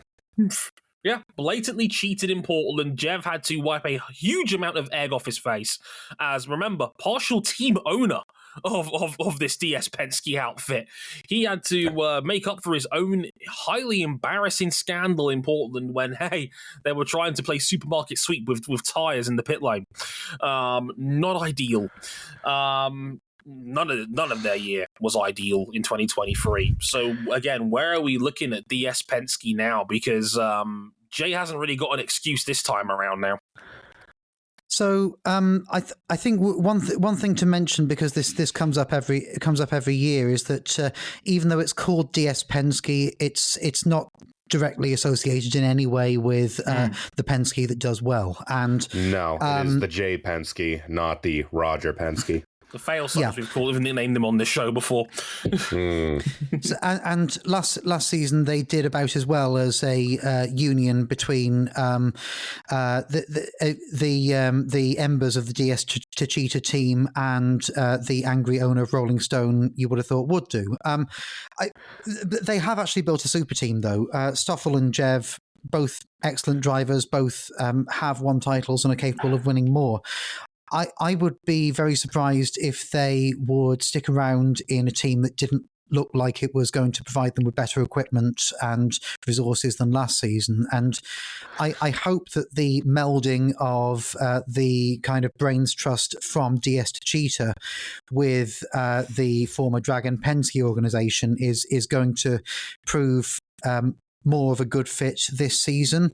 I'd really like to see more of the DS side and less of the Penske side, if I'm honest, and then I think it might actually help team cohesion quite a lot. I don't think anyone would disagree with your assessment there. No, I think allowing Don Jr. to be behind the laptop with the headphones and occasionally shout at people, if that makes him happy, then fine. But I think what we need is real racing expertise in there. And I was quite happy with Thomas Chevalier, the guy who he took over from, but he's now moved upstairs at DS to a wider, I think, road car role. So. It was a mess last season, and frankly, Jev doesn't mess about. I don't think Stoff does either after his McLaren experience. So they need to show them that they are providing for them. I was stunned that Stoffel struggled this much because he won the championship through relentless consistency. You cannot say that he was just the guy that emerged the top of a 25-man Royal Rumble like the year de Vries won it. No, yeah, that was a genuine meritocracy in the format, and it showed Stoffel's quality as a driver. The weirder thing when I look at the trace on DS Penske's year, right? They start off very weakly. And then they get things going, and you think, okay, they've got something here. And then at the end of the season, they completely collapsed. Yeah, the Jaguars came through right at the end of the year, and they were nowhere to be seen. Forget the Jaguars, straight. They had cars outside the top 10. Yeah, on multiple occasions. The last, 5 races, one of their cars was guaranteed out of the top 10. Yeah. In fact, I think they were regulars in being out of Q1 towards the end there, which is which is obviously not not Q1 out of the initial group stages. Sorry, so yeah. that's obviously not what you need. No, this is a team that's won everything multiple times over with the drivers, the talent, and the infrastructure that they've had in this team. They are not here to finish in 5th. And no, they were once the Death Stars of this series. Yeah, they need a rocket up their arse. And hopefully last year was that rocket, because with what they had, they should have won the championship. And they didn't have the best powertrain. They had the best driver lineup.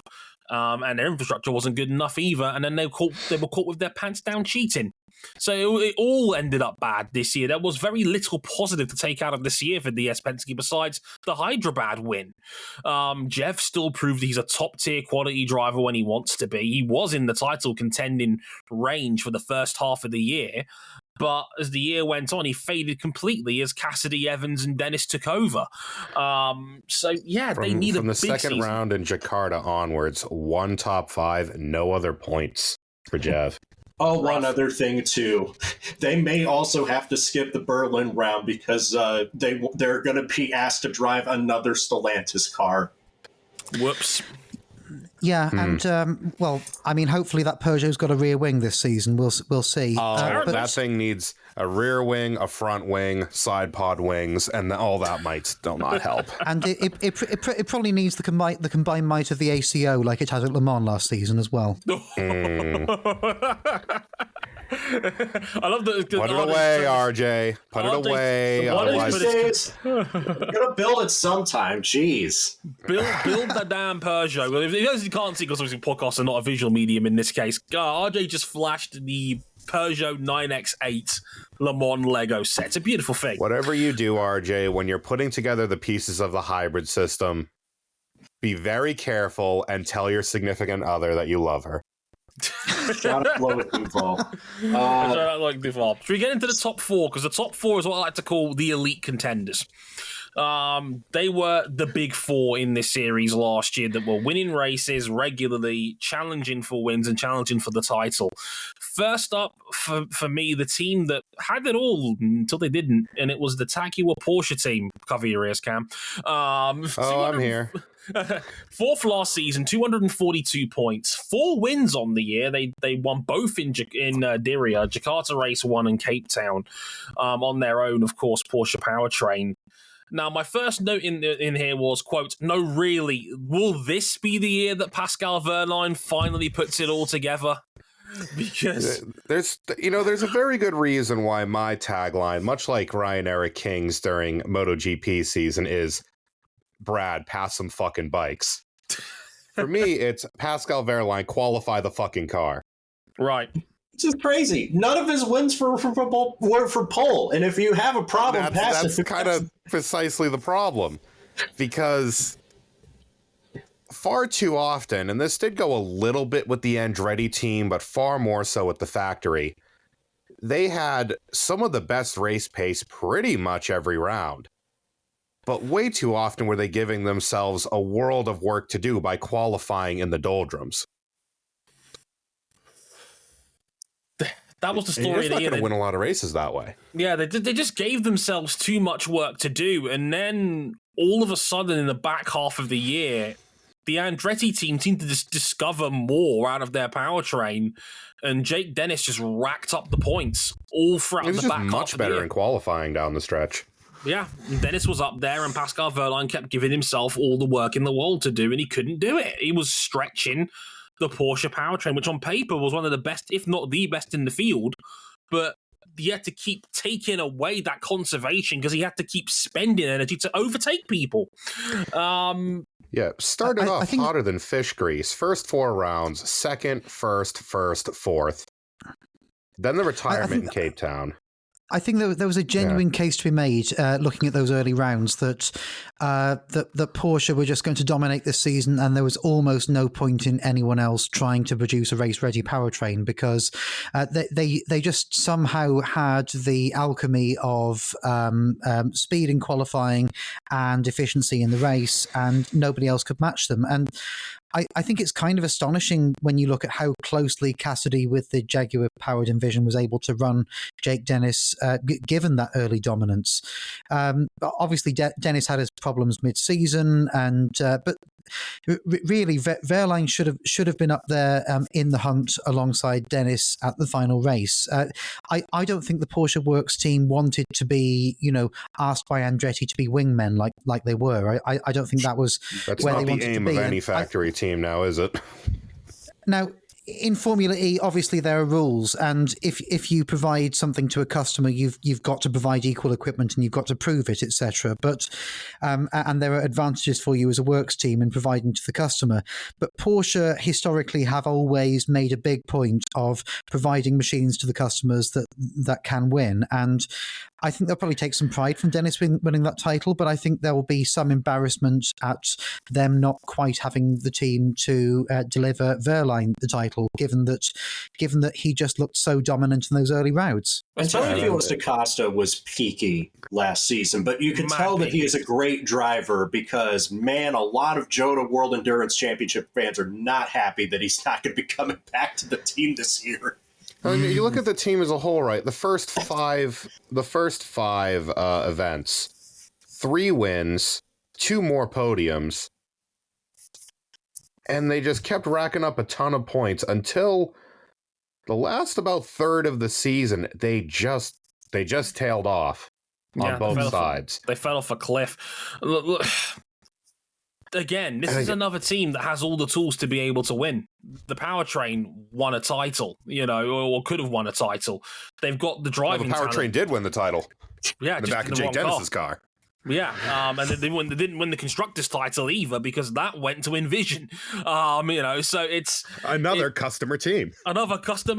So it's proof that they could win. They had all the tools and the tick boxes to be able to do this, but Pascal needs to get his qualifying pace in order and just maximize what he can over a lap. And Da Costa needs to discover what made him so dominant a few years ago, because Da Costa can win a title. We've seen him win a title. Get the floor up. Yeah, get the floor up. Da Costa's peak was, he had a Golden Melon nomination. Yeah. He drove his ass off in both of his,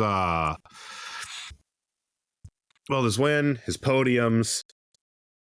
He clearly has speed, but not scoring in the final 4 rounds of the season.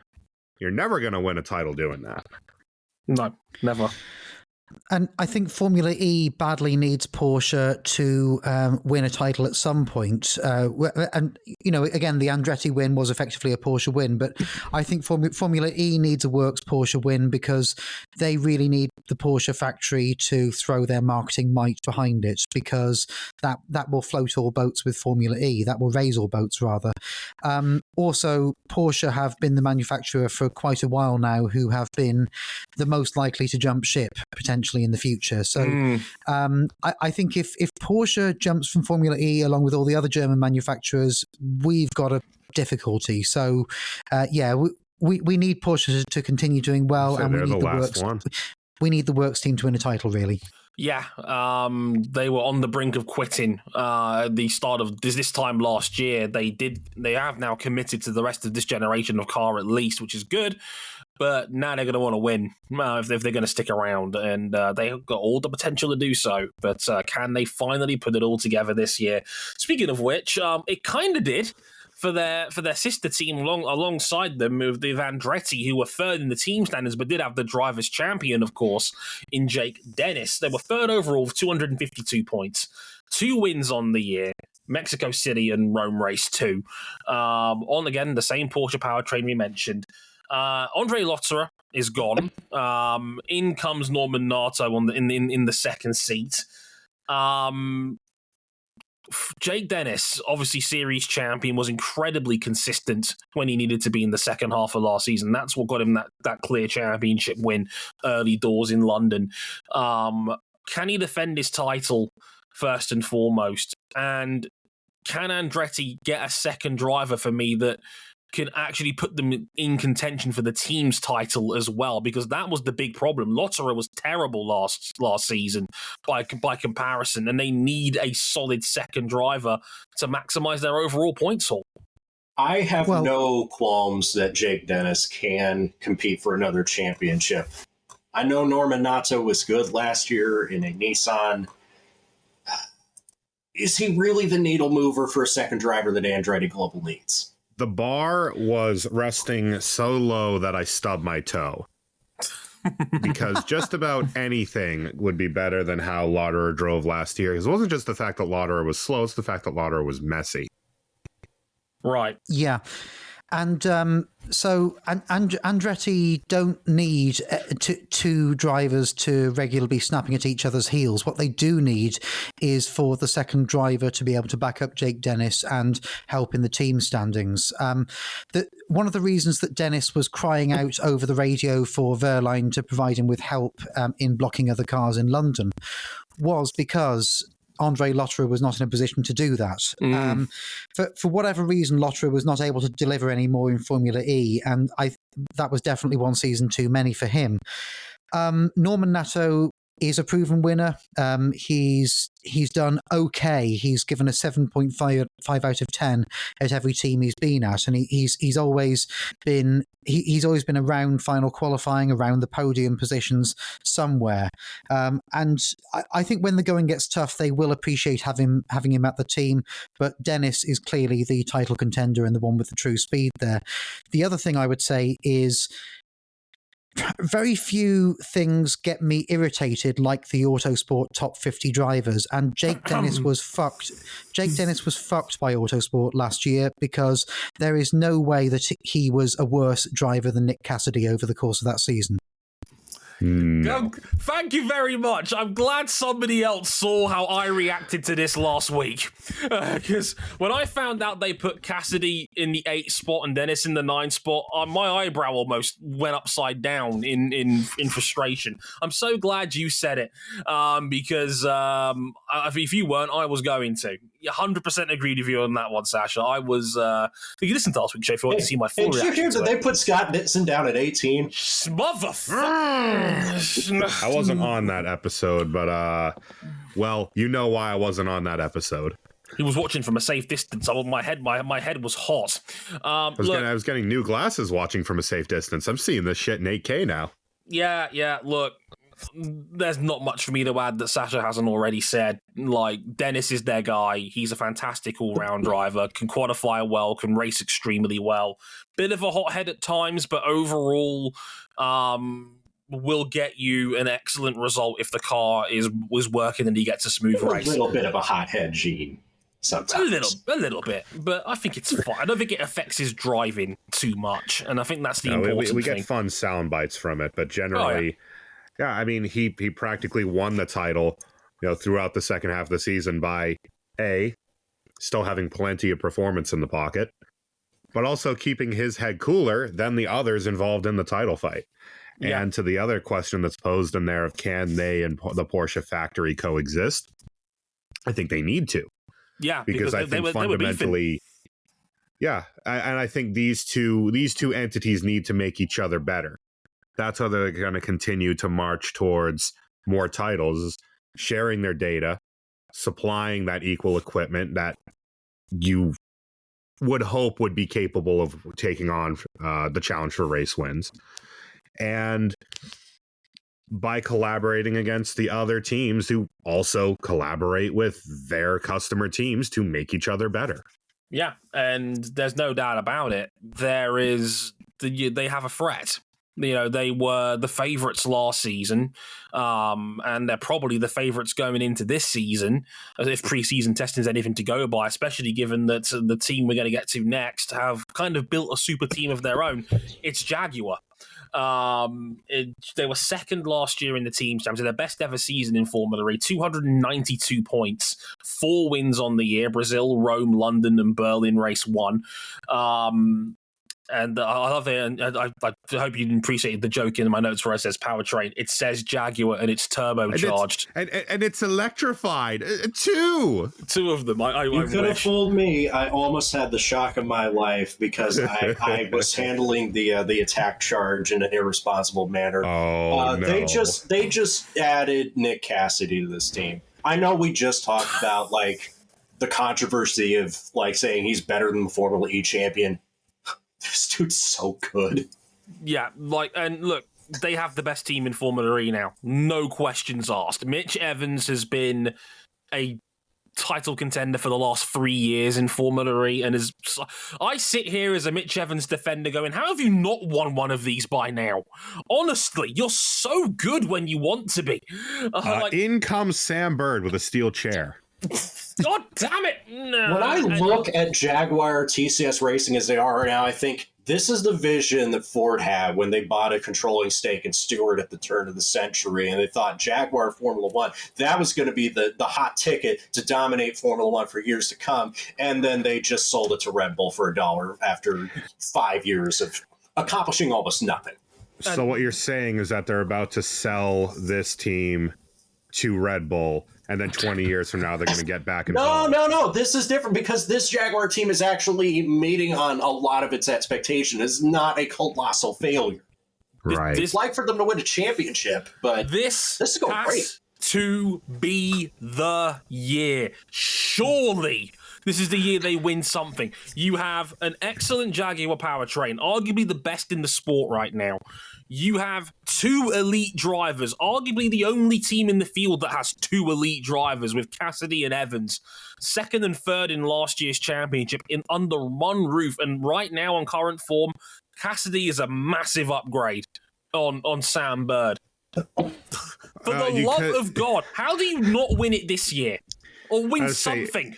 If you cut Envision in half and Jaguar in half, stick them together from last year, they win the overall championship at a ridiculous canter.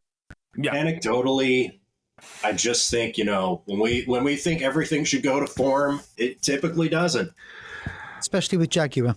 And the other thing to mention is that Jaguar have always added something to the team every season that's made it slightly better on paper.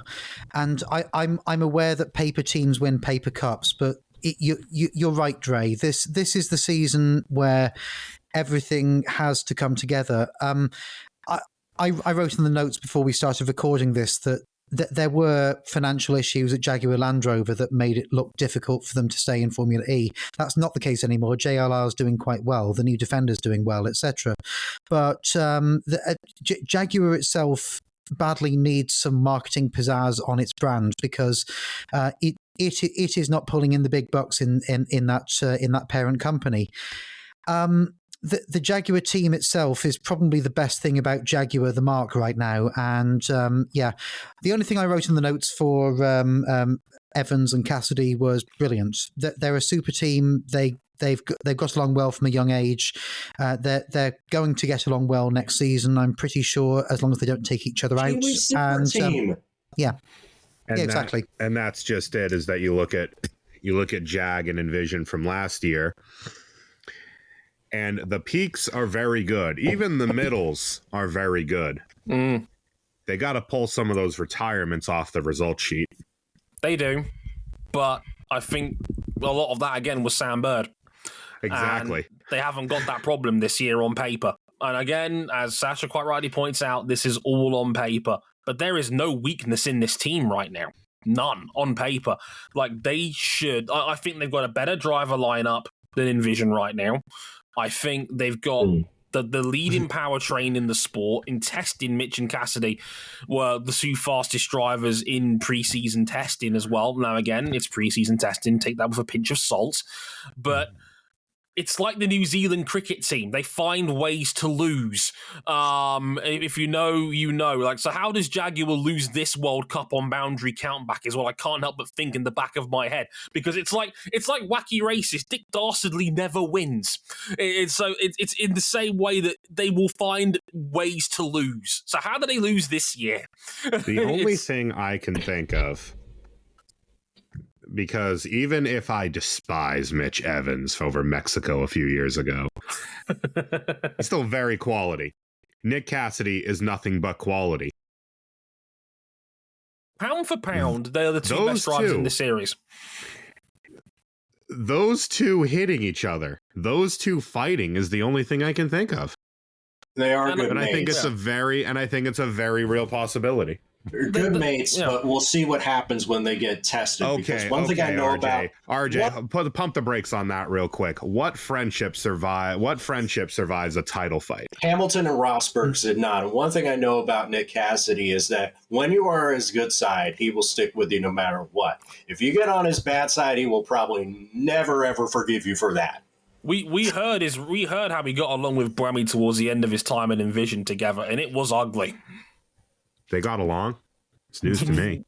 Well, got along is doing some heavy lifting, so to speak. They were in the "We Will Get Along" shirt. The two people just stuck together in the same T-shirt. Yeah, so let's talk about who could be their contenders. The reigning series champions, and from a team standpoint, Envision Racing had 304 points last year. 4 wins, Portland, London Race 2, Monaco and Berlin Race 2 on the same Jaguar powertrain. Nick Cassidy is gone, but they have brought in Robin Frines, old buddy. Uncle Robin has come back home to the Envision team to replace them in the end. They have a problem, as Sascha quite rightly pointed out earlier. Both drivers are almost certainly out of Berlin due to the Le Mans clash for the WEC, so neither Braves has... with BMW, Miami with Toyota.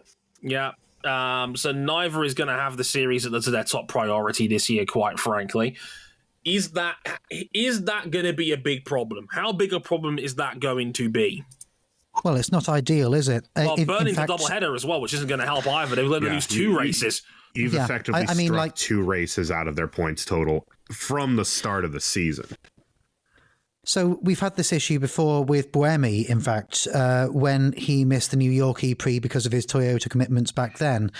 And it just never works out. Now, the reason we have these clashes with WEC is not because anyone at the ACO is evil necessarily. It's just because, it's just because Formula One is the golden cow that people keep milking, and it must expand to fill the entire calendar year. So other forms of motorsport have to adapt around that, because the last thing you want for your form of motorsport is an F1 clash.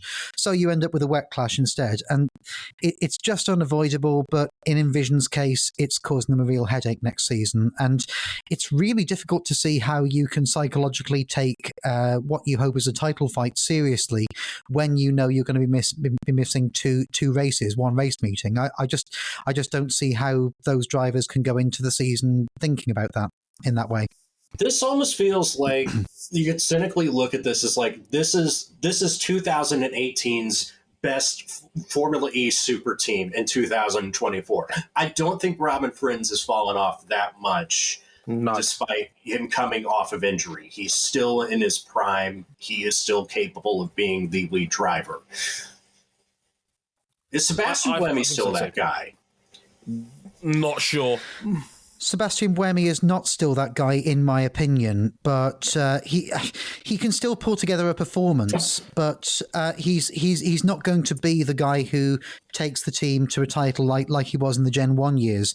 I think drivers change and drivers evolve, and I think what we're seeing is that his skill set is now more an endurance skill set. It's the same thing I said about Brendan Hartley, for example, in answer to a question on the Motion E Discord server as to why he wasn't as good in Formula E as he's been at Toyota.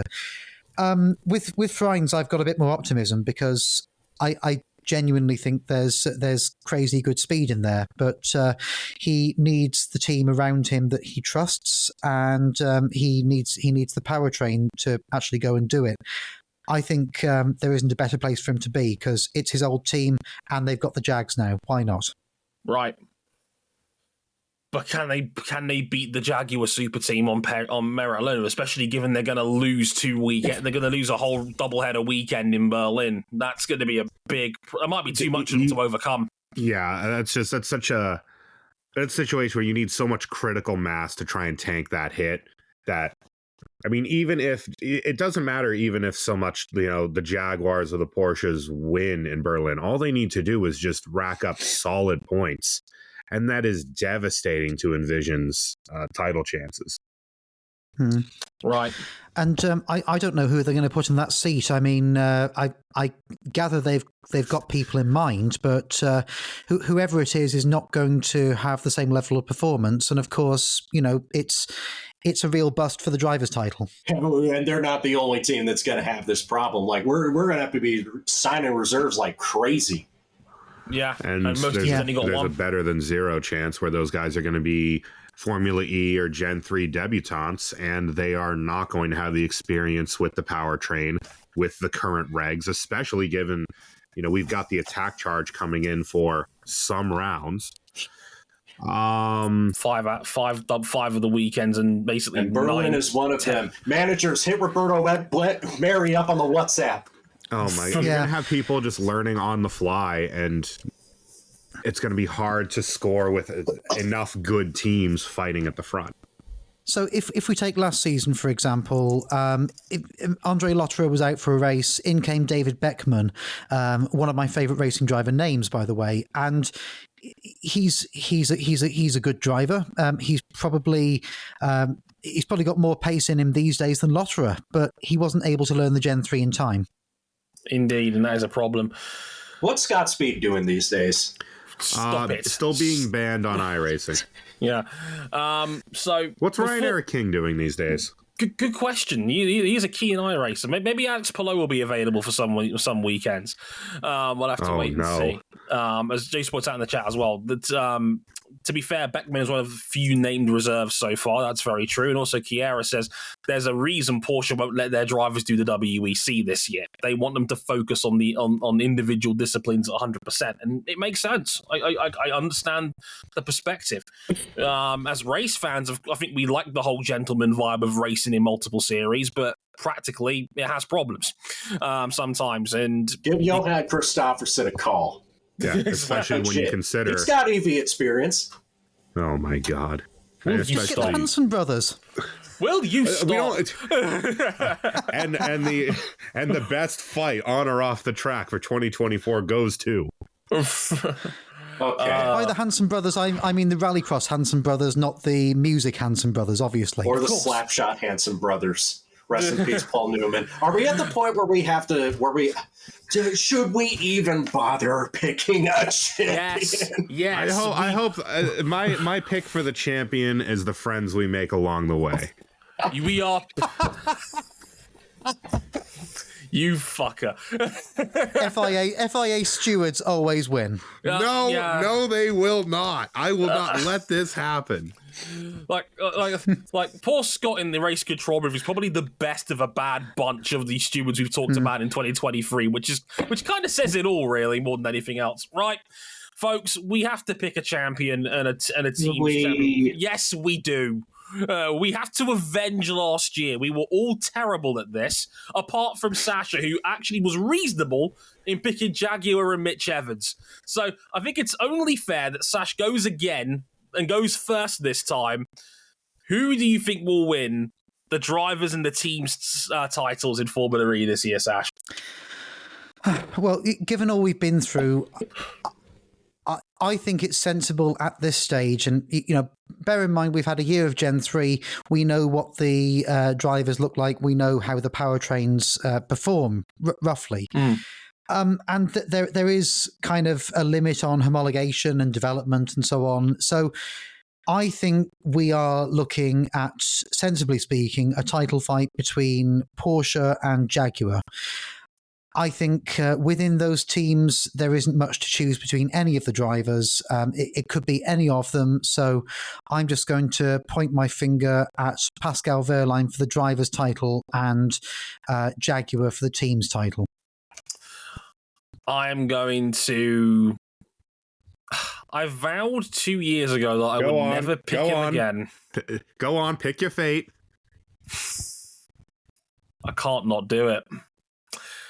Jaguar for the team's title, Mitch Evans for the driver's title. I think it's Mitch Evans' year. I really do. I can't wait for the trapdoor to pull out from underneath me again. And I will thoroughly set myself on fire in the podcast with a match and a stick if it doesn't work out this year. But I'm going to say Mitch Evans. I was feeling similar vibes. I also think Jaguar is going to win the team's championship, and I also think that a driver from New Zealand is going to win the driver's title. But just as the contract to buy WCW said Shane McMahon instead of Vince, I think it is time for Big Trick Nick Cassidy to win his first Formula E championship. And actually back up that top ranking among Formula E drivers in the Autosport Top 50. Of course. Cam, you're picking Pascal Wehrlein, aren't you? I am not. Who are you picking? I do think Jag wins the team's title. I think Jake Dennis will repeat. Wow. The plucky upstart Jake Dennis will retain the title. So do what only Jev has done and let's retain the Formula E championship. And I would love to be proven wrong. I'd love for teams to make steps forward. I'd love to see Stellantis actually realize the potential in the Nissan powertrains not stink this year. Look, right. I look at 11 podiums and a few wins and a couple non-scores that were not the man's fault. I really like the floor on Jake Dennis. That's fair. That is fair. Jason will save them in his spreadsheet for this year, and God help us all when we get to July, and we'll figure out. I can't wait for a fucking DS Penske sweep of the first 5 rounds, just as vengeance for last year. And we all just look, oh shit, Stellantis have arrived after all. God damn, we were just a year late to the wagon. If nothing else, it'll be tremendous content. Indeed. Well, in case you're wondering how often my takes actually come true, there is still an article nestling in the archives on my website. Is Max Gunter the driver of the decade? You may have gotten the first half right. You may have gotten the Max part right.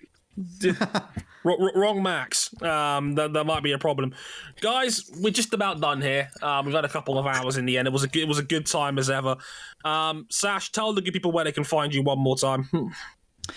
Okay, so you can find the website on motionracing.media. That'll have all the links there. I'm on Mastodon. Yes, I'm still doing that thing. And I'm also on X because you can never truly pull anyone away from X, can you? No, you can't. It's just the way we do things around here. Like we've built brands and audiences and friends on there. You can't just do that all over again. It's hard.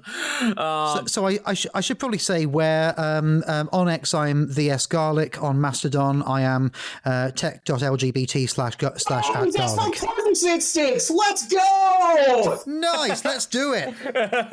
That's awesome. That's the most brilliant random declaration I've ever heard on this show, and I've done nearly 400 of these now. It's fantastic.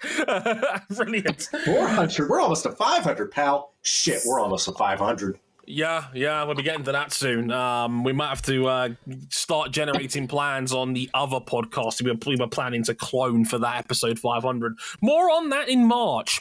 But you can look forward to that one. But yes, Formula E starts this weekend, Saturday, January 13th, at Mexico City. One of my favorite on the Formula E calendar. I always look forward to Mexico City. Always a good time. So we'll have to sit back and enjoy that then, and hope that DS Penske doesn't run the entire field over. We'll have to wait and see. Until then, I've been Dre Harrison. They've been Sascha Garlick, Cam Buckley, and RJ O'Connor. We'll be back next week to review the Mexico City E-Prix. Until then, thank you very much for listening, and we'll catch you soon. Sayonara. Later, y'all.